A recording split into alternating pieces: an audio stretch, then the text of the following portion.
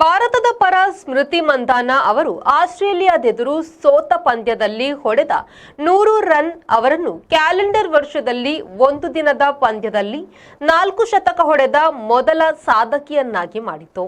ಜೂನ್ನಲ್ಲಿ ದಕ್ಷಿಣ ಆಫ್ರಿಕಾದೆದುರು 2 ಶತಕ, ಅಕ್ಟೋಬರ್ನಲ್ಲಿ ನ್ಯೂಜಿಲೆಂಡ್ ಎದುರು ಶತಕ, ಈಗ ಆಸ್ಟ್ರೇಲಿಯಾದೆದುರು ಶತಕ ಎಂದು ಸ್ಮೃತಿ ಮಂಧನ ಅವರು 2024ರಲ್ಲಿ 4 ಶತಕ ಬಾರಿಸಿದ ಮಹಿಳಾ ಕ್ರಿಕೆಟರ್ ಎನಿಸಿದರು. 7 ಜನ ಮಹಿಳಾ ಕ್ರಿಕೆಟಿಗರು ಒಂದು ಕ್ಯಾಲೆಂಡರ್ ವರ್ಷದಲ್ಲಿ ಒಂದು ದಿನದ ಪಂದ್ಯದಲ್ಲಿ 3 ಶತಕ ಬಾರಿಸಿದ್ದಾರೆ. ಈ ಶತಕದೊಂದಿಗೆ ಮಂಧಾನ ಮೇಲೇರಿ ನಿಂತರು. ಇದು ಒಂದು ದಿನದ ಪಂದ್ಯದಲ್ಲಿ ಅವರ 9ನೇ ಶತಕವಾಗಿದೆ. ಅವರ ಜೊತೆಗೆ 9 ಶತಕಗಳ ಇನ್ನೂ 3 ಇದ್ದಾರೆ. ಟ್ಯಾಮಿ ಬೋಮ್ಯಾಟ್ 10 ಶತಕಗಳೊಡನೆ ಮೊದಲ ಸ್ಥಾನದಲ್ಲಿದ್ದಾರೆ.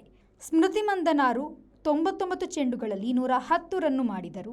ಇತರರ ಆಟ ಕೂಡಿ ಬಾರದ್ದರಿಂದ ಆಸ್ಟ್ರೇಲಿಯಾ ಗೆಲುವು ಕಂಡಿತು. Bureau report, ವಿ4 news, ಪರ್ತ್.